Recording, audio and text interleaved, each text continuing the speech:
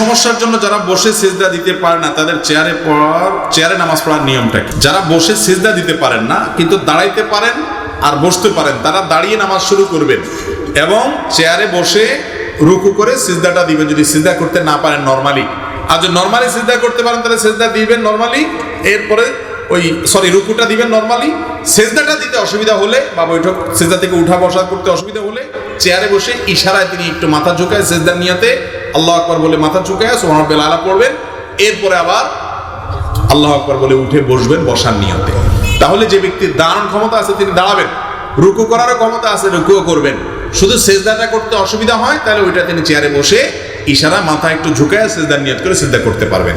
আর যদি রুকুতেও তার অসুবিধা হয় তাহলে দাঁড়ানোটা দাঁড়াবেন, এরপরে চেয়ারে বসে একটু মাথা ঝুঁকিয়ে রুকের নিয়তে রুকু করবেন, আর একটু বেশি ঝুঁকিয়ে সিজদার নিয়তে সিজদা করবেন, এরপরে মাথা সোজা করবেন, এভাবে নামাজ পড়বেন।